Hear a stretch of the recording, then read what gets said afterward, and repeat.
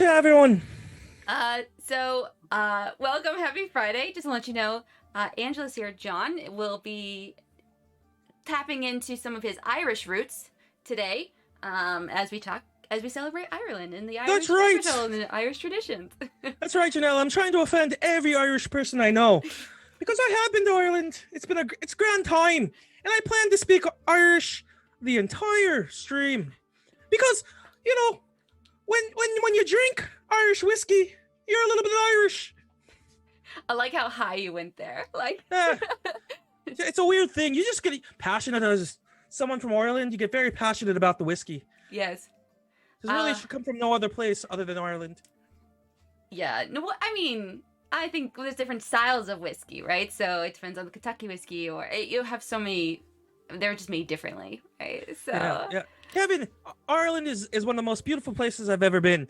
It is one of the greenest places I've ever gone. Like literally, it's emerald wherever you go. It is completely beautiful, except it's cloudy, like you see in Piva's picture up there, almost all the time.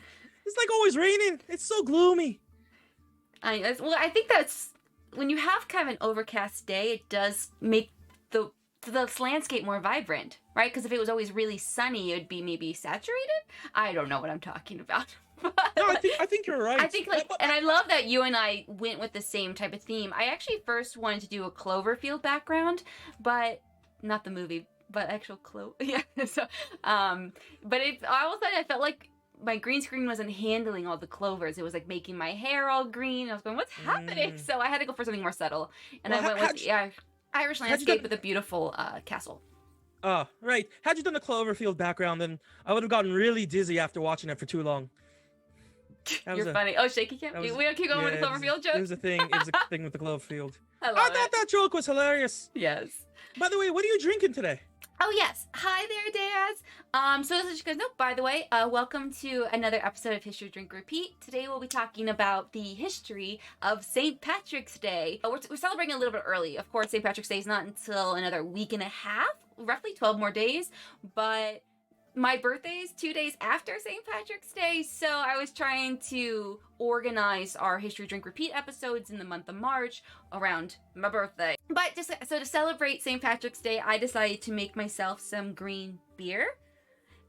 The problem is one of the reasons I'm not wearing green is because I have a green screen behind me, and I would blend it 100% into it. So I laughed. So the green beer doesn't look green to you guys. I took a picture. It's on Instagram. You can see the green beer there. But it's the color. It looks like champagne. But to give you an idea that it's green, I'll do this. It's very green. It's very super green. So that's the trick to let you know that I am drinking a nice green Pilsner. Well, it's a Pilsner that I put green dye in. I want to know if chat can guess what I'm drinking tonight, because I clearly keep it very different with what I drink. I know you have such variance. That's right. That's right. I'm drinking Jameson Irish whiskey, but the interesting thing is the special edition cold brew, and it's quite delicious. That's right. I'm glad. It actually sounds very nice. Kev got it. He knew what was going on. Kev's on top of it. He knows. You finally appreciate Guinness. I love me a glass of Guinness. Guinness it's so lovely. Good. You can't go wrong, James Pepler, at the check stands. I could see that at the store. Jameson's a very popular brand. Such an easy drink. Yeah, that's what's so lovely about it. And same with Guinness is it's just, you think about, it's just a nice drink to have once in a while, Yeah, but you know what's also nice? Not to have any snakes around, because I hear St. Paddy freed our Ireland of all the snakes. Is that true? Oh, so am I gonna learn about it tonight? There are. I was gonna talk about this, but we'll just because you mentioned it. So of course, St. Patrick is known to have banished all snakes from, because when we talk about St. Patrick, the saint today, we'll talk about, we're also going to go over how it came to America and how it evolved over time and where was the first celebration of St. Patrick's Day. And then John will intertwine with some of his really cute and fun, because he's actually been to Ireland and he's had a little bit of Irish in him, and so he has some fun things to share. And then I'll end today's episode talking about leprechauns and the rainbow and the pot of gold and where all that plays in. But they're all true. These are all true. These are not animals or creatures. I've seen a leprechaun with Oh my own yeah, eyes. the episode of Simpsons he brought up Whacking Day. Right. Yeah. So that's a whole interesting story. But St. Patrick is St. Patrick's actually gonna be born in he lived. It's accepted that he was around during the 5th century CE, so Common Era. So after Jesus Christ, right? So he is later, and then. But there's writings from like Roman soldiers that snakes weren't even in Ireland in the 3rd century. So it's in Ireland. They probably never were there. But so I'm very excited. This was of course, it's another topic that I'm not Irish. I'm British. So there's some, elements there. But it's not really something I know. And I didn't grow up Catholic. So this is definitely something very new to me. Although I've celebrated St. Patrick's Day every year, and like I've gone to parades and I've gone to bars, and so I've always participated in the event. So doing the research and learning more about this was very fun for me. That's why I do this. I think it's a lot of fun. But so it'll be a really good overview. And if you guys have anything to add, or if there's anything I say that's different or not from my research, please let us know. You can even correct me, John, if you hear something. But I did the best. I did a lot of different resources, so I'm a punter. I don't know much. I'm here to learn. This is why you're really good at trivia, though. Like, it is your jam. Trivia is my jam. It is your jam. So let's get started, because I can ramble forever. We know this about me. So St. Patrick's Day is celebrated annually on, everybody? March 14th, 12th, 1st, 17th. Did I get close? You got it. You nailed it. I got it. Nailed it first try every time. So yeah, it's annually celebrated on March 17th. Yes. And that's actually, if you guys didn't know, that is the death anniversary. So it's the day that is stated that St. Patrick died. And he had lived and died, they say, during the 5th century. And the Irish have been observing this as a religious holiday for over 1,000 years. So it's very ingrained into their culture and their traditions. So on St. Patrick's Day, which usually falls during... So if you guys had been here last time, we talked about Mardi Gras, which is the last day before the beginning of Lent. And Lent goes it goes and coincides with Easter, right? But about 46 days until Easter. Don't know much. So you're saying they got a day off? They got a day off, yeah. What's the point of Lent if you're getting a day off every Sunday and then a day off to drink and go crazy? Like, is it really Lent? Are you really, like, giving things away? Yeah, it was like Lentine prohibitions against consumption of meat were waived, and people would dance, drink, and feast. And their Irish traditional meals would be, of course, Irish bacon, corned beef, cabbage, and things like that. Lent light. I like that. That's really funny. Lent light, yes.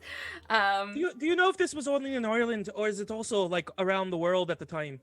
Well, during like the early years, right? It was like, because they'll start celebrating more like in the 9th and 10th century. Even though he becomes the patron saint of Ireland during the 7th century, it is something that's going to be concentrated in Ireland and the UK. And then as the Irish start to branch out in Catholicism and like it evolves, it's going to spread. And it's celebrated all around the world. Even Japan celebrates it now. So it is everywhere. We've talked about this. Why does everybody, like, Mardi Gras is not as popular as I would think it would be, but the idea that you get to partake in something where it involves community and feasting and drinking, I think is just something that's very appealing to people. So I can see why it's very popular, right? And it's become so big over time. So I do want to start today by talking about who was St. Patrick. Who is this dude? Why do we celebrate? Because if you think about it, in like how do I want to say this? In like, obviously saints are celebrated within Catholic religion, but as like commercially, we only celebrate one other saint, which is Saint Nick, and he's been. If you guys watch the episode on the evolution of Santa Claus, he has many different things. He's actually pre-Saint Nick, and Saint Nick was it's just a version of Santa Claus that's been, of course, they've all been mingled together, meshed together, blended. What's the word I'm looking for? I've been drinking. It's 8:00 at night. I'm a grandma. So you're doing grand. I've been drinking too. I'm almost 2 glasses in. So he's the only other saint in like within our culture that we really celebrate, and of course I think St. Patrick's Day we go we move beyond the religious element. You know, it's a day people go out and they drink and they get crazy and there's a parade. But we only really, right? Am I wrong? I can't think of any other Those big are, like, the days. two big ones. Yeah. I always feel it's like days. Morphed. Good word. They morphed together. They all Right. did. We talked about Father Yeah. Christmas, Saint Nick. They were all different that were just morphed into one. So, but that's a different. Go back and watch that. you guys. Wait. Take me back. Like, Yeah, how we're does gonna it talk start that this guy that they're celebrating as a saint that freed the snakes? Like, how did we get Free there? the Like, snakes. take me back to like how this all started. Yeah, so St. Patrick, he who is said to have lived during the 5th century, is the patron saint of Ireland, and he's also their national apostle.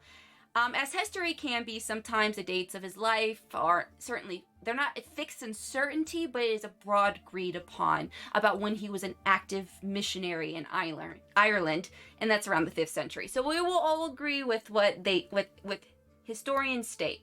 So the most of the information you have on Patrick's life really comes from his own autobiography, right? Oh my gosh, can I say this word right? Autobiographical. Autobiography. No, Oh, but it's an autobiographical work. Autobiographical work. Yeah. Right. I have a master's. Okay, so according to the autobiography of Patrick, and it's called Confessio in Latin, which means the declaration, or I could say the confession. And in those writings, so I'm going to give you guys first the version he tells, and then I'll tell you the version that his modern historians have constructed. But before we do that, can you confess to the audience? I want to hear what you will need to repent for. What? Repent? I don't need to repent. Yeah. Everyone has a confession. Think of me as a priest right now, and I'm hearing. Because you have like an Irish accent, you think you're more like a deacon. Well, that's what I am going to confess. I have a horrible Irish accent, and I confess it's very bad. Yeah.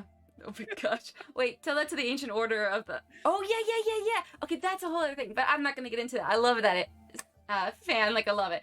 Okay, so he says he was born in Roman Britain. And basically the men in his family were all part of the religious clerics. Like they were deacons and they were priests. And Pat himself, I'm gonna call him Pat because we're really close. I've learned a lot about his life.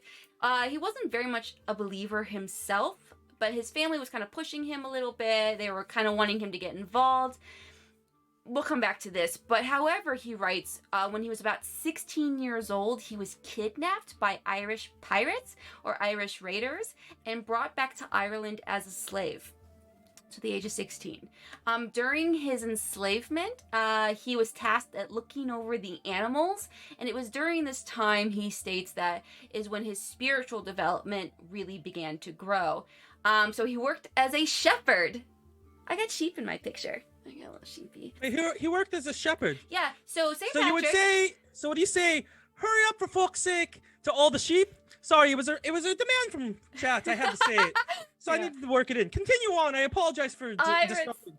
I like this. So he was kidnapped, he was enslaved, and he was working as a shepherd on this estate or in this village, and while he was doing that, he began to the spiritual development, as I stated, and his relationship with the Lord Almighty began to develop and to grow. And that's because he states that he started to hear voices speak to him, saying, and as I spoke to him, they just kept kind of reassuring him. And after about 6 years of being enslaved by these Irish pirates, he writes that he heard voices that prompt him that he will be returning home soon and that there will be a boat waiting for him and that he can leave. So he just pretty much takes this upon himself. Like he's like, oh, I could go home soon. All right, I'm just going to escape. So he flees wherever he was working and he returns home to his family. Cool, right? But let's talk about this journey. His journey was not an easy one. Escaping slavery and getting back home it's never going to be a piece of cake. So he says that he had to travel to a port, which was about 200 miles away. So first he had to travel 200 miles to get to a port. Like walking. Or who knows, he could have hitched some carriage rides. I don't know. Oh. And then his basically when he got to a port, there was a boat So the voices in his head told him that there was going to be a boat at the Well, port. there's usually boats at ports. Exactly. Like, I mean, I can't. where else do boats go? I'm trying. Before putting holes in the story, I'm trying. So, but when he gets there, he has to persuade the captain to let him on board the ship. He persuades him. He gets on board the ship, and then when they land in Britain, he wanders for 28 days in the British wilderness. And while he does his wandering through the wilderness for about a month, a February month, right? He says that he prayed for strength and he prays for substance, and he receives it. He comes across like a herd of wild boar when he was at the brink of starvation. So there was like these types of miracles that he said that he was encountering. What's up with all these biblical people wandering so much? I mean, Moses wandered. It's called a theme, John. It's just crazy. It's called a biblical theme. You know, you have to wander. You have to understand what it feels like. You know, like to suffer and to lose things. So, and so once he finally makes it home, right? He makes it home alive and well. And while he returns home, I don't really have anything on like how his family received him, but I guess they did because he just started to really study Christianity. His family was already involved with the church, so it was really easy for him he started hanging out at abbeys, and he started to study for his priesthood and eventually became a priest. Did he hang out at that Downton? Yes, Abbey he hung out at once. the Downton Abbey. Yeah, yes. That's a cool abbey, I heard. I've never seen it myself, but I hear good things. Yes. Okay, sip time. Sip. Oh, cheers, everyone. So he studies, right? For a period of time. I'm not sure how long. I know he returns home in his early 20s. So he's in Ireland he's back home in Britain. Sorry, it's Britain. He's back home in Britain in his early 20s. He's studying, Christianity, he's hanging out, and he then eventually decides that he's going to return to Ireland as a Christian missionary. And when he does that, that pretty much is the time that people state that he is credited for bringing Christianity to the Irish people. So this is why he's going to become the patron saint, because he's the one who shows up and starts to preach, right? Of course, when he ends up on this island, he wasn't welcomed with open arms because they had their own religion and their own culture and their own way of practicing things. And he's coming with the Christian faith, and so it's going to come with trials and tribulation, but he begins to slowly obtain like a massive following. So people do start to follow him. And the way he preaches, he does it, and he's very convincing. Apparently he's very attractive. I think that was a very helpful thing. That's what I've heard. That's what they say. I do hear that most Patricks are very attractive. Patricks are just attractive. Did you know my middle name is Patrick? Yeah. That's not a lie. I know. It's a fact. John Patrick. I got 2 facts most recently. 1, all Patricks are beautiful. And 2, my middle name is Patrick. Oh, I love it. Oh, yes. Oh, yes. So there's some really interesting, juicy things. So back in England, when he was studying to be a priest and he was becoming part of the Christian community, apparently he didn't get along with all his fellow Christians back in Britain. He had these charges against him. So in his writings, the Confessio, he would write about these things. He was very vague in what he would write, so it left a lot of room for interpretation. But he stated some interesting things. He said that some of the charges were he had to return gifts that he received from wealthy women, apparently. So he's known to have converted wealthy women, chiefs' sons, and chiefs and things of people of like that, kings and queens. So the big, the big ones, not just the everyday people of status. Why is everyone just giving him gifts? I don't know. Why are people giving him gifts? I love that. I love that he writes down that he had to return expensive, pretty much these were gifts that wealthy women gave him. He's like the modern day Instagram model. You've not really done anything in your life, but everyone likes you. Weird. He might be just well liked. He also apparently gave gifts. He paid for gifts for kings and queens. He also paid for sons of chiefs to accompany him. So there was kind of this whole money and gift giving thing, and people within the Christian community didn't like it. So he was accused of some sort of financial using improperness, right? So what's the word? Impropriety? So for financial impropriety, perhaps for having obtained he becomes a bishop, by the way. Don't want to get that. He does go up to becomes a bishop, and they say that he obtained that for personal gain in mind, not necessarily for, of course, spreading the word. When I was 13, I went to this castle right here that you're seeing. This is Blarney Castle. And the interesting thing about Blarney Castle, it's in Ireland. And there's this amazing stone there that is called the Blarney Stone. And they say, if you kiss the Blarney Stone, you get the gift of gab. The reason they did it is that this chap named Blarney, he built this castle, but the court was coming after him. Doesn't even matter why they were coming after him, but they were coming after him. And he prayed to this amazing spirit goddess, Claudana. And he's like, Claudana, I don't want to go to jail. And Claudana's like, all you need to do is kiss the first stone you see in the morning, and you'll be able to get out of it. And so that's what he did. He was building this castle. He had this limestone stone. He's like, I'm going to kiss it. And he went on. He pleaded his case with eloquence, like all Irish people have. And he didn't get in trouble. So now they say if you kiss this stone that he prayed to, you get the gift of gab. Get the gift of gab. And I'm going to say, I'm definitely not the first or last person to say you have the gift of gab, my friend. I'll tell you, if no one knows, you do have to hang upside down. You literally have to go, get on your back.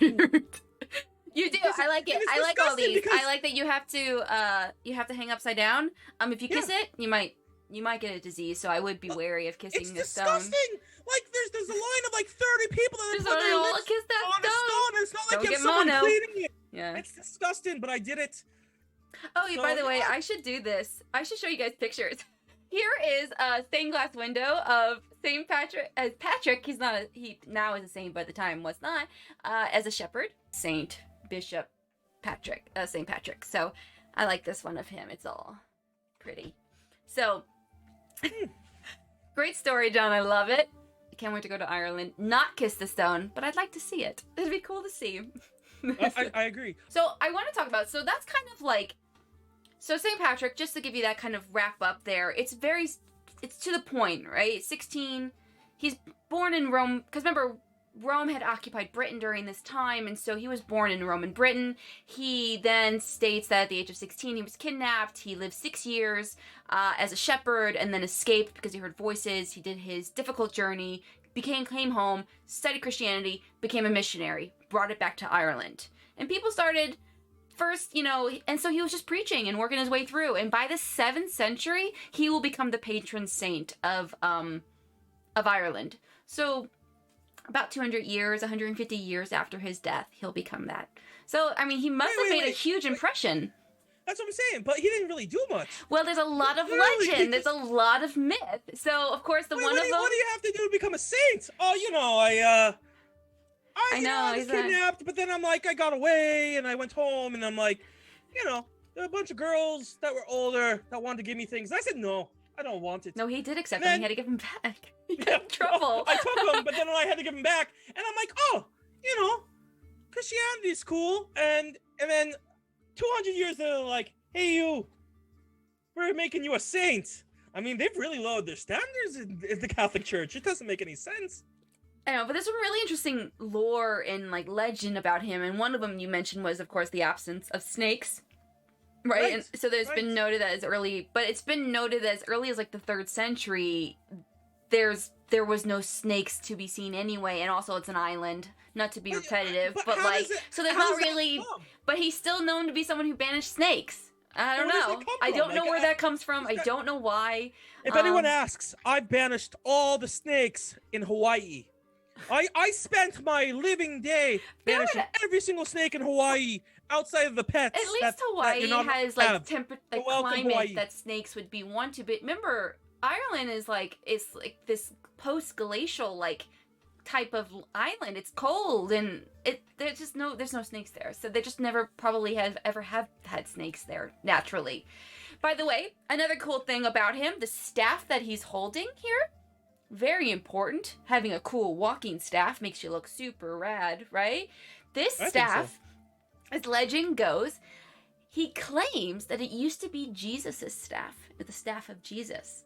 When he was a shepherd and all that. So he says that he got it from a hermit living on an island located in the Etruscan Seas, which is near Rome, if you guys remember my story of Etruria and the Etruscan. Have I talked about those? I can't remember if I've done that. You've talked a little bit here and there. Yeah, But because Etruscans are my jam. hermits, But so he was on a pirate boat, right? A pirate ship, and then they go to this random island. he And he like, hey, says that he went to this island to collect the staff. So apparently the hermit told him that, informed him that Jesus gave it to him, which they're centuries apart. Like, I don't really... When did Jesus get to the Etruscan islands? I don't...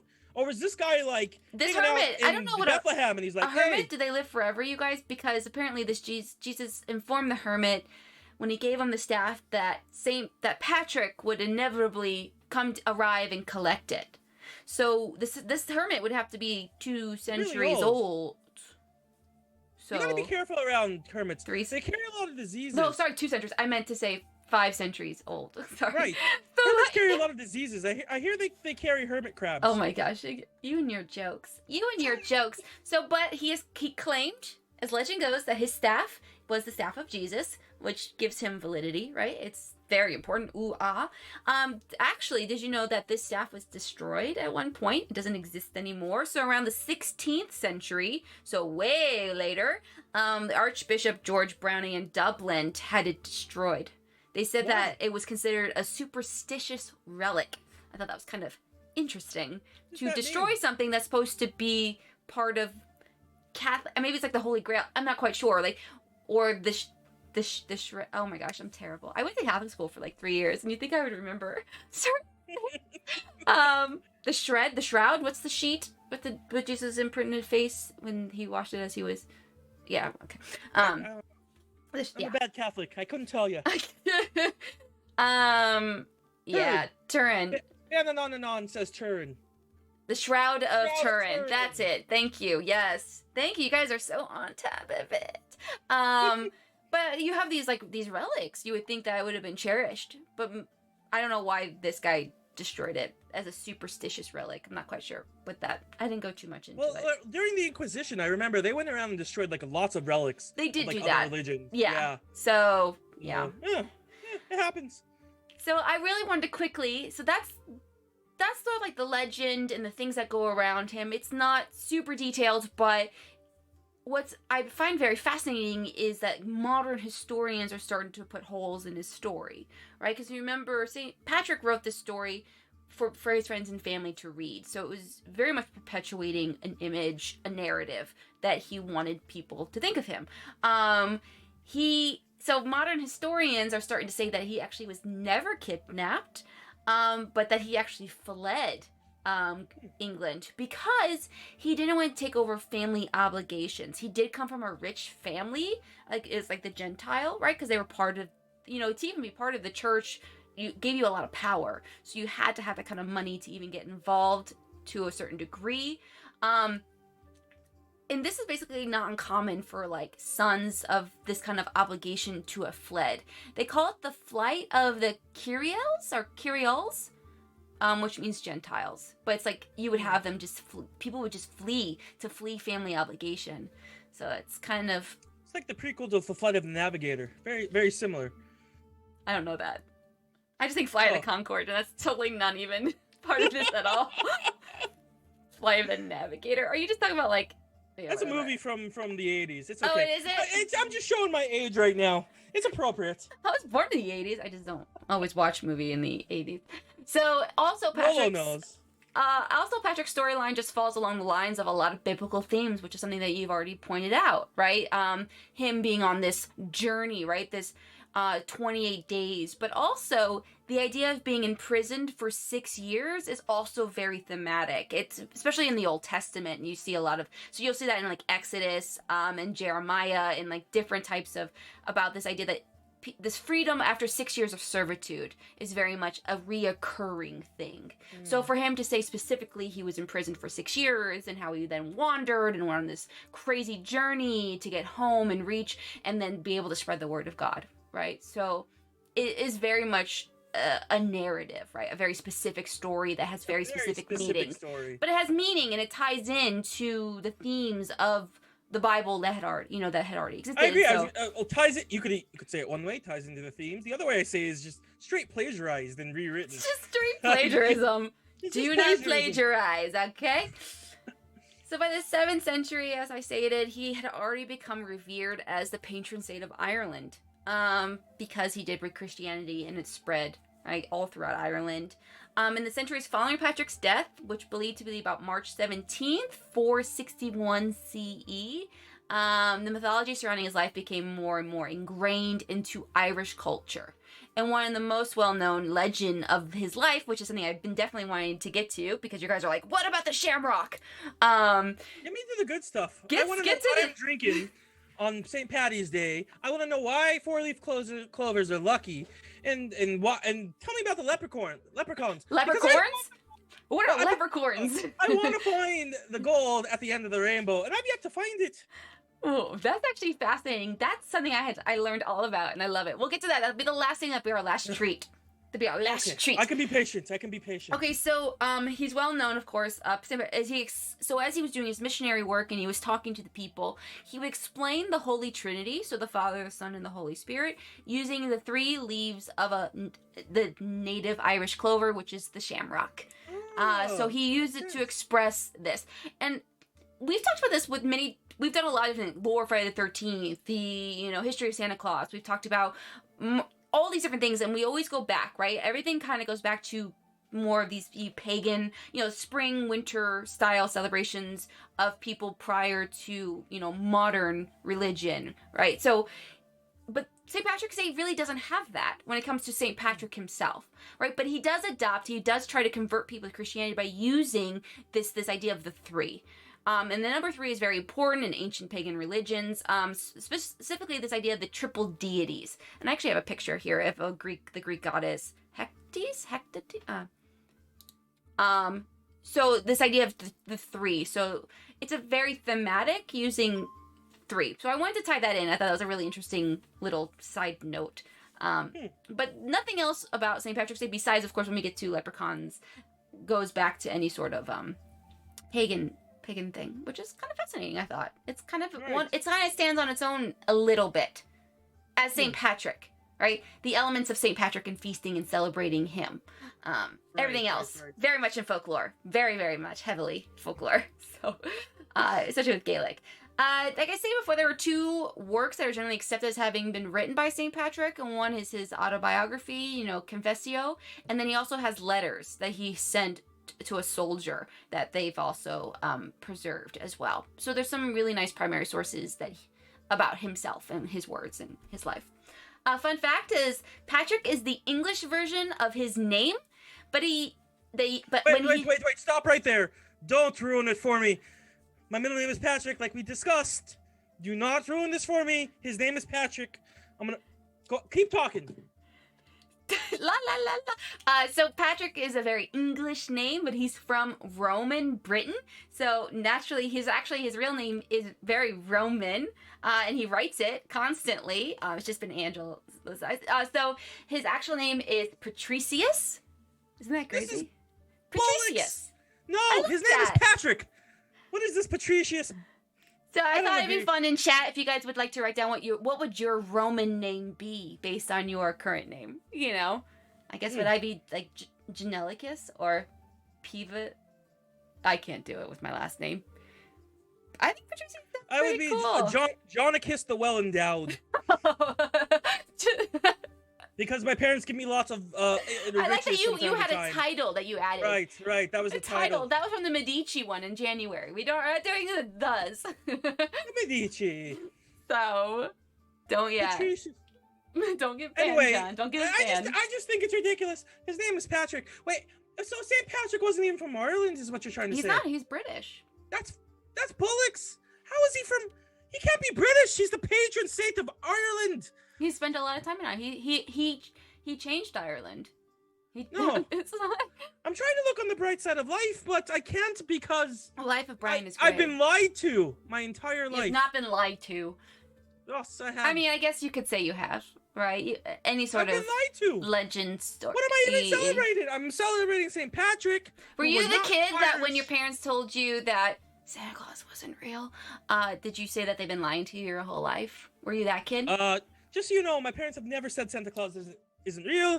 They've always said he lives in your heart, and I still see him every 25th. He comes, we share some cookies and some milk, and I give him some whiskey, and he gives me That a damn good sounds present. darling, actually. I want to kick it. I like that. He's a boss. Santa Claus is a boss. So, did you guys know, to transition, because I can talk about St. Patrick all the time, but we're gonna go long if I don't move on. So, did you guys know that there are more than 100 St. Patrick Day parades held in the United States today? Over 100. I did not know, but I do know that the shortest one in the United States is held in Arizona, Hot Springs, Arizona. No way. It's a 98-foot route, literally on a bridge. And they're like, oh, there's our parade. Now go drink. It's the perfect parade because I've been to a Chinese New Year's parade in San Francisco. And it's like a 4-hour parade. Who wants to sit and watch the same float and like marching band and whatever bullshit that there's there for 4 hours? Well, it's crazy. The one in New York is 5 hours, isn't it? Who wants to be on the a New parade York for one 5 is hours? 5 hours, and It's there's like absolutely 150,000 participants. I think in the New York parade, it's the largest, right? And it's if any parade organizers listening right now, it's the biggest one. And we'll 2 get into hours that. max. So okay, 2 hours I grew up max. in St. Louis. We definitely had St. Patrick Day parades. My dad used to let me skip school to go to them when I was a teenager. Such a cool dad. So Fan, you definitely know about those. Super fun. It's very much like Mardi Gras. Beads, tons of green beer. People showing off parts for beads is very much a big part of St. Patrick's Day parade. It's just like another mini Mardi Gras. Like, it's very interesting. That's kind of, I used to participate. I didn't participate on it, but I would attend and watch the parade. The opposite direction of the parade, and you'll fast forward the parade. I like it. I like it a lot. So when was the very first St. Patrick's Day celebrated? Right, so he's the patron saint. By the 7th century CE in Ireland, he's the patron saint. When is it? Take a guess. When is it gonna start being celebrated? I kind of already stated it a little 1737. bit. No, but I like your number. That's a good number. I'll tell you, you're really good about when it was really become celebrated in America. Remember, we're still in Ireland. So actually around the 9th and 10th century is when people in Ireland started really observing this because remember, Roman Catholic feast day of St. Patrick. So we now think of it very differently, but at its core, it's a feasting holiday. So people would just make lots of food and they'd get together. It's very community based. And they would do this on March 17th, and it was a day they were allowed to Lent light, right? They were allowed to, they were excused and they could do that. However, the very first St. Patrick's Day parade took place not in Ireland, but in America. USA. Naturally. USA. It was before it was officially America. So, but it was on the North American continent. Can you guys guess? I want to hear this. Do not Google it. Where would you guess that the first St. Patrick's Day parade would have happened? Now you have to think about. So it was in Boston. It was in Boston. It's where all the Irish people are. Boston. You know. It was in 1600. I'll give you a hint. It was in 1601. Virginia. Think about the colonies. Think about what was happening during on the eastern side of wherever Pocahontas lived. Wherever Pocahontas lived. Final answer. No. Boston's a great guess, but it was not Boston. Boston is the second, I think, largest parade. PA, Pennsylvania? No. I know you guys. I don't know if you're gonna get this. I'm gonna guess Chicago. Chicago. It wasn't around. I'm gonna guess in I don't know, Washington. No, I'm gonna tell you guys now. So records show. This is fascinating. Let me show a different picture. We don't need the triple deity anymore. Let's show this really great vintage postcard. I enjoyed the triple D. Here's a great vintage postcard I found. Is it Aaron Go Bra, St. Patrick's Day greetings. Okay, so it's a very nice just picture. So records show that St. Patrick's Day parade was held on March 17th, 1601 in a Spanish colony in what is now known as St. Augustine, Florida. That was my second answer. Is that I mean, your really, second that's where I guess? was going Alaska. next. No, Delaware. Literally St. Augustine, Florida. But you had insight. Oh, Janice. Of course, she got the whole spiel earlier in the day. We were both like, what? Thank you for being my soundboard. So the parade, a St. Patrick's Day celebration a year earlier, had been organized by the Spanish colony's Irish vicar named Richard Archer. Archer? Yeah, Artur, Archer. So they had an Irish vicar. So it's just kind of interesting. You think Spanish colony, this Roman Catholic. I mean, it's a Roman Catholic holiday now. So it's been very much like, I think it's now going outside of Ireland and it's becoming a Roman Catholic holiday. And of course, the Spanish are very Catholic. Right. Spanish are predominantly Catholic. Yeah. Makes sense. Yeah. And the British, of course, are Protestant, so they're not really celebrating it. But this Irish Catholic, this Catholicism really starts to come about prior to that. My pop said at the beginning, for the right beginning of the stream, that it was something tied to. It's like the Irish Cinco de Mayo. But now that I know it was brought by with Latin influence. This is more to the story. It's connecting, and now I want to know more. You want to know more. You want more. So it was just kind of fascinating that it's going to be in Florida. This community. So more than a century later. So we'll jump 100 years later. So we're now in the early 1700s. You have Irish soldiers serving in the English military, because you think about, England's coming over and starting to take land and occupy. And so you have Irish men in the English military, and they decide when they're in New York, because at first New York was occupied by the Dutch, and then it's going to be occupied by the British, right? Because it was New Amsterdam, and then go back to your American history. So they decide, these Irish military men, to march on New York City on March 17th, 1772. So New York City is going to have their first Irish parade in 1772 by Irish soldiers in the British military. And they're going to do this to honor, of course, the patron saint, right? St. Patrick. Enthusiasm for the St. Patrick's Day parade in New York City and Boston and other early American cities only grew from there. So I think, again, I think something that's very appealing, even though, remember, America in its early beginnings was heavily Protestant. And so them celebrating a very Catholic religion, I find kind of puzzling. But maybe any time to celebrate is very exciting. I'm not sure. You're like, that looks like fun. I'm going to join that. Yeah. So that's all I can get from it. If you guys have more insight, let me know. It was part of the UK for a while, was it? Yes, it is. And it's still, big part of it still is, besides Northern Ireland. So growth of St. Patrick's Day celebrations. So it starts to really boom, right? So over the next 35 years, so let's go in the early 1800s, Irish patriotism among American immigrants is going to start to flourish, especially now that America is, after the American Revolution, it's America. It's no longer the 13 British colonies, and you're going to have people coming over, right? And at this time, you had actually Protestant Irish. And they weren't all Catholic. You had Protestant Irish coming during that time, and they were very much integrated into society, or they came over as maybe indentured servants as well. They were part of it, and so they were celebrating, but immigration starts to flourish, and there's going to be this rise in what's called Irish aid societies, like things like the Friendly Sons of St. Patrick. So you have these aid societies helping immigrants that are from Ireland come over to help integrate into society, and each group are going to hold annual parades. And does that sound familiar to you, John?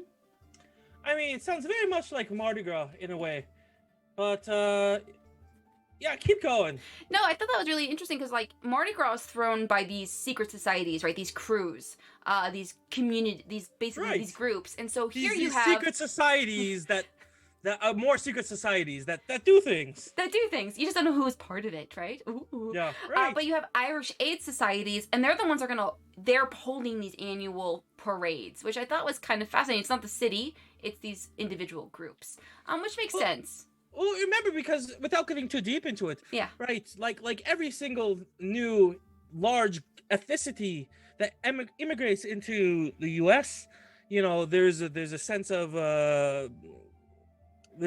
hate when they're coming in, right? Oh, they're marginalizing the new group coming in. So it makes sense that like this new huge Irish. But you don't have the Irish boom until the mid 1800s with the Great Potato Famine, right? During this time, it was enough. Like I said, they came over as like indentured servants, or they came over on their own validity, but like and they can kind of become part of society. But it's not until the big boom you're going to get really that racism, like, right, that you're talking about, that prejudiceness that's going to come about it. And basically because they are Catholic and the Protestant nature, so there's going to be this. That's what's so interesting. So let me get to that in a second. So I thought that was a really interesting thing. So we always think of bagpipes associated with Scotland. Really? Scottish, but they used to use bagpipes in these parades, Irish parades. I think the bagpipes is just kind of maybe just the more of the land, and maybe we just associate them with Scotland, or Scotland claimed them. They're like, these are ours. Like, I'm not sure. And drums. So bagpipes and drums. So they made a lot of noise, and it probably seemed like a lot of fun. And people were like, just, you know, my father loves the bagpipe. I love the bagpipes. I hated it growing up, but now it's one of my loves. It's a beautiful sheep's stomach making crazy sounds. What is there not to like? It's also extremely impressive to watch someone play the bagpipes. Like, right, very impressive. Right. I don't know how people. It's like the accordion. I don't know how you do it. How do you do so many things at the same? He also loves the accordion. Yeah. Flaming bagpipes. Tell me more. I have something to Google after this. I want to see flaming bagpipes. So by about around 1848, 1850, several New York Irish Aid Societies decided to unite together, and they're going to do the one big official New York parade. So originally they had the smaller ones, kind of like how Mardi Gras is, but then they all came together and did a big one. And they probably by this time need to start really banding together, right? Because there was all of a sudden you're going to have the Irish famine come about, and it's going to start a huge influx of people. Don't worry, they'll be okay. They have potatoes. Oh, I thought this was interesting. No, they didn't have potatoes. That's why they left. It was a joke. It was a joke. It was called the potato famine. It was. I got you. Over your head. You go. I laugh because I'm focused. I'm focused. It's hard to get jokes when I'm focused. So today, that parade is the world's oldest civilian parade and largest in the United States. St. Patrick's Day parade. Wow. I always think of like the Thanksgiving parade or the May Day parade. It's bigger than Macy's Thanksgiving parade. Isn't that? Really? Yeah. Isn't that crazy? Or it's, I don't know. So yeah, like I said, over 100. It has 150,000 participants and nearly 3 million people. Wow. It's a 1.5. It's a 1.5 mile parade route, and it takes about to watch the procession, and it takes more than 5 hours. Too long. I guess if you're chilling, I like the idea like with your friends. Did you know that during St. Patty's Day in Chicago, they dyed the entire river in Chicago green? They used over 25,000 pounds of vegetable-based dye to make it happen. It's quite amazing. Yeah, I think that's crazy. I love how Chicago's like, we're gonna dye our river green. I love it. I think it's because I was trying to read up on why they do it, but I really didn't get an idea. I'm not sure. But there's also, again, Boston, Chicago, Philadelphia, and even Savannah, Georgia celebrate huge parades. Huge. St. Louis has a huge one too, which is crazy. So the next thing I really wanted to talk about was the Irish in America. And so how did this become so ingrained in our culture, right? As an American holiday. It's on the calendar. It's not just this Roman Catholic holiday anymore, right? It's like everybody celebrates it, right? On March 17th, everybody's a little bit Irish, right? That's like this whole thing. So how did that happen? Where did this come from? That's a good question. Yeah, because did you know that they had in Ireland, they had really strict laws from like the 1927 all the way through the 60s, where you actually weren't allowed to get a drink in Ireland. You're not. So that was really crazy. So Ireland, so here in America, right, we're having parades, people are drinking, there's a whole thing that's coming around it. But in Ireland itself, up until 1970, pubs were closed. It's crazy. On St. Patrick's Day. You could get a drink on St. Patrick's Day during that time. It was going down to the dog show. Yeah. The Dublin dog show. And they're like, oh, have a drink. It's crazy. But now you can go, they definitely celebrate St. Patrick's Day the way the rest of the world celebrates St. Patrick's Day. because like in the 1990s, the government was like, let's capitalize on this tourism. So let's go back. So up until about the mid 19th century, so like I said, like 1850s, most Irish immigrants in America were members of the Protestant middle class. But that's all going to change, right? When the Great Potato Famine hits Ireland in 1845, close to like 1 million Irish Catholics are going to pour into America to escape starvation, because they're hearing about this, it's up and coming. People are, even America, like at the time was like, come, give us your tired, give us your, so it's like, so of course they're going to flee. But remember, in Ireland, there's there's the Protestant and then there's the Catholics. So there are two different classes going on there. It was like they were different. They had trouble finding even menial jobs. So they're escaping this poverty, right? And they're escaping starvation to come here, and then they're struggling to survive even here. It's not what they thought it was going to be. So the American Irish, soon begin to realize that they are a large population, right? And they're growing in numbers. And this is going to endow them with political power. So they're going to start, and before this, they didn't exploit it. And now they're going to get involved. And because getting involved in politics, they're going to start to create change. And they're going to organize, and then they create voting blocks. And this is known as the Green Machine. So that's what it is. Oh, by the way, did I say that earlier? St. Patrick's original colors were blue. That's why I'm wearing blue today. No. He was depicted wearing blue robes, and then eventually it changed to green. I think because the whole Shamrock and everything. Right. But the Kennedy dynasty. Green. Yes. But blue. Ridiculous. But he was blue. He was blue. No. I'm going to ignore that. He wore green. This is why I'm wearing green. Yes. Clearly. Yeah, that was wrong. History got it wrong.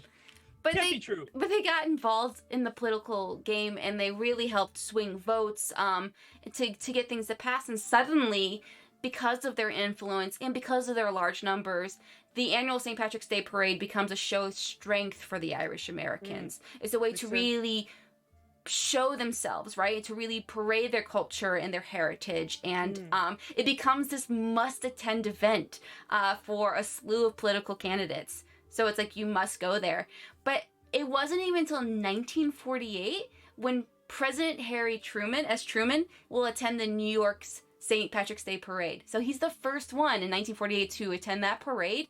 And it's really a proud moment for many Irish Americans who, whose ancestors had been fighting all these stereotypes, racial prejudice at the time, to find this acceptance within this new world. Right? You know why he attended, right? Because they gave him lots of shamrocks. It's actually honorary for the delegates from Ireland to give a whole crystal bowl full of shamrocks. Are you serious? As president. No, I'm not kidding. That's cool. Every single year, the delegates from Ireland will give a crystal bowl full of shamrocks to the president, and literally the following day they're destroyed by the Secret Service. But they're still getting a crystal bowl. They still put all this work into there for like a one moment, for a single moment. That's all it is. And 8 4-leaf clovers, only 3. Yeah. Holy Trinity. I remembered one thing you told me today. If you can remember the Trinity, Holy Trinity with the shamrock, I think that's fascinating. So that's really the story of how St. Patrick became the patron saint, and how it came to America, and how it blew up, and then of course the Irish population and them being, accepted, and how it's become ingrained into our society. So that's that story. That's what I have for you. Of course, there's way more to it. That's a very shortened hour version. But if you're interested in learning more, of course, please do your own research and divulge, right? I think it was great. I think I'm disappointed to be a Patrick, but I'm very proud to be a Patrick. I feel like I've been lied to my entire life, and unfortunately I'll have to drop the accent. But I really learned a lot. This was amazing. Thank you so much. Well, I still have the leprechaun stuff to talk about really quickly. Wait a second, it's coming right back to me. Tell me about the leprechauns. I need to know about the pot of gold. Because, this is huge. It's like the Easter bunny and all its chickens. You know what I mean? For Easter, it's iconic. You think about it, all of the Irish, and it's always with a leprechaun. It's why? They were such a minor character in folklore. Why are they on the front? Why are they on the main stage? Give me the rundown. About okay, the so Irish. This is not crazy long, but it's kind of fascinating. I found this stuff just super cool because I love folklore so much.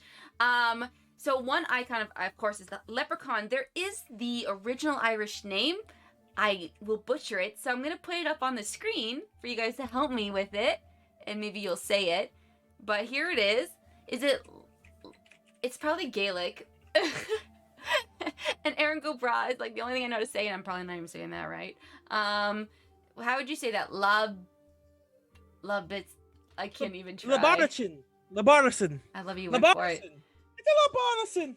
Oh, you know the Labarison. Yeah. So that's what I'm going with. That is like the original Irish name for a leprechaun, and it means a small-bodied fellow. That was kind of interesting. Yeah. So, good luck. I can't say that. I was like, I'm not doing it. I can't do it.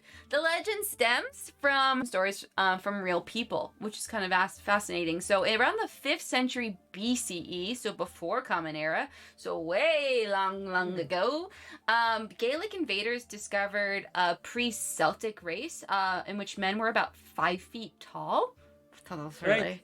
I hear that's how tall Michael Flatley is, so true. 5 feet? I don't even know. I don't. You're in your jokes. I don't know them all, John. I don't. You make me feel like a hermit. You gotta keep up. I know. Clearly, you should let me know what references I need to know before going live. So these invaders, when they found these men, they called them little people, and the word eventually morphed into leprechaun. So there were an actual group of people that were just on the shorter side, and they decided to give them a name. Now I feel racist anytime I say leprechaun. I know. It's kind of okay. So, but there's also the fairy element. All words there's for me. The fairy. You can't even say leprechaun. Fairies. So, fairy. You can't ruin fairy. I feel like fairy has never been ruined in our entire time of life. You can't ruin fairy. So these this group, right, these little people, as they called them, buried their dead with valuables, which is very much a thing to do. I mean, you know, the Egyptians did it, Etruscans did it. People bury their dead with valuables. But the invaders believed that they was actually gold, not clay pots or something, right? So they felt that these people were burying their dead with gold, and that no one could find it. So they tried to unravel the dead and look for this buried treasure. Of course, they couldn't find it. So unable to find it, they come up with their own kind of story for the lack of treasure they can't find. Instead of saying this isn't real, they decide to spin it and say that which grows into this legend and became widely reported that you couldn't find the burial location. You can only find it at the end of a rainbow. So you could never it wouldn't be just regularly in the ground. You would have to wait for the end of a rainbow to find the hidden treasure. Isn't that interesting? Like, fascinating. It's like this idea that you have these invaders that come to this community and degrade the people by calling them, oh, you're little people, and then being like, where's your gold? Oh, it's with your dead?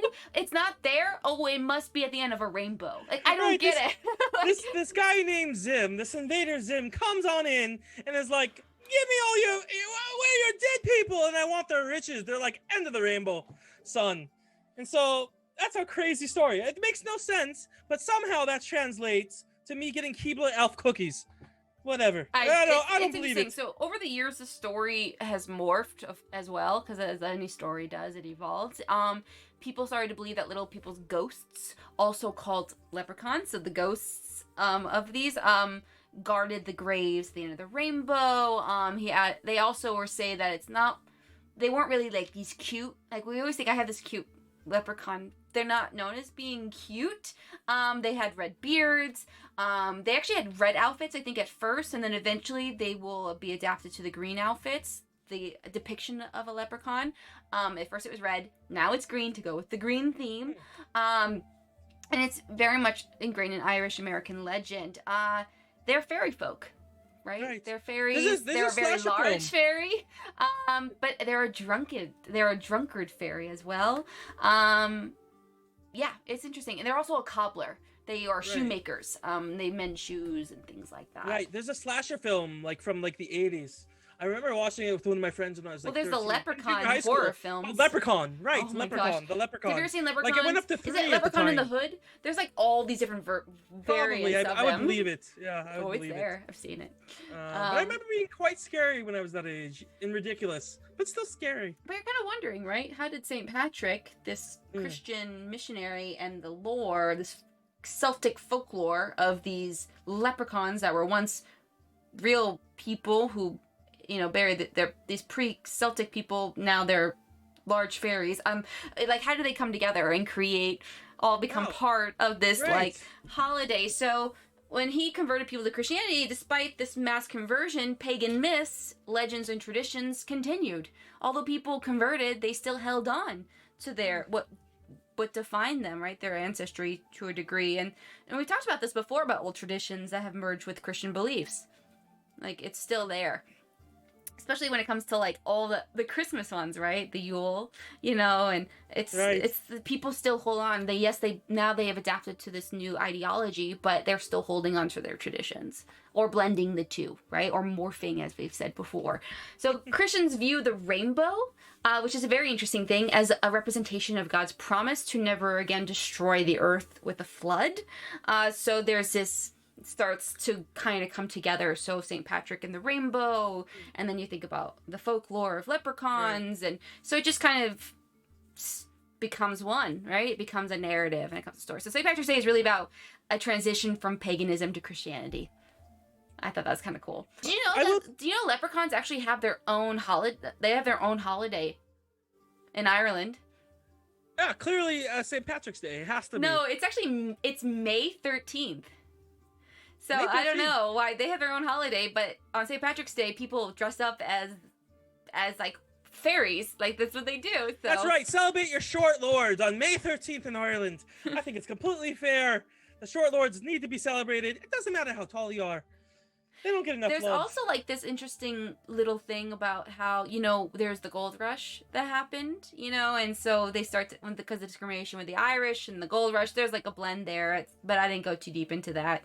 Yeah, because like the luck of the Irish, the phrase "the luck of the Irish," and it's like this idea that they didn't flee for the gold rush, so they probably already had wealth and that they were lucky. I don't know. There's like this whole lore that goes with that too, but that's a different story. I don't know. Miss Piva Colada, I learned a lot tonight. I don't know what the leprechaun holiday is called. St. Patrick was a dirty, I just know they have their own lying holiday. bastard. But we celebrated and we have a good time, and nothing about snakes. I realized I can become a saint if I try hard enough. And leprechauns are really just short people, and that's a racist thing to say, so I'm going to try to avoid using it. I feel like I have been given the gift of gab and can talk about St. Paddy's Day anytime now. I appreciate it. It's just a little, like, we celebrate these days, and we generally have a gist, right, of what they're connected to, but we don't always know where it comes from or how it's evolved. And so that's why we've been doing this, right? Just because I don't even know. Like, I learn things all the time, and I'm hoping I'm regurgitating it in a digestible manner for everyone in an entertaining way to the max. So I've loved it, and it's been an amazing night, and I appreciate just another amazing history lesson from you. And I hope my Irish accent didn't offend too many people. If it did, promise I'll stop it after this stream. I know, people are like, what is he doing? I'm leaving. But it was really a fun stream, and I super appreciate it. I hope you guys enjoyed yourselves.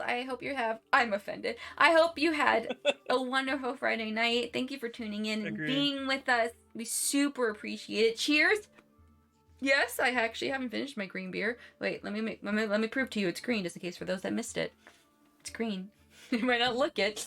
But cheers, everybody. We will be back March 26th, right? I think is the day. Yeah. We'll be back March 26th, everyone, for another episode of History Drink Repeat. I will be doing the history of vaudeville, because that's a fun... And I'll be doing the history of strippers. Oh! Close enough. Close enough. No. Yeah. But the history of vaudeville is a very fascinating, again, a very extensive topic that I'm going to be diluting, but I hope I give it some justice and we have some fun, because there's a lot of really fascinating... There's also, of course, some bad things with vaudeville, but there's also some amazing things with vaudeville. So, and I'll be doing a vaudeville act. I know, so John will be doing a vaudeville act. Excited for a slightly topless with fun little whatever they're called, doilies. Get ready for my topless act, everyone.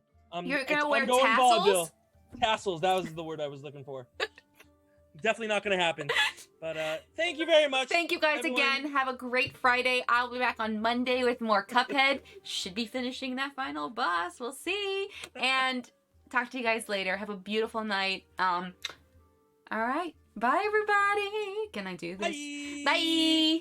Top of the evening to you while you leave.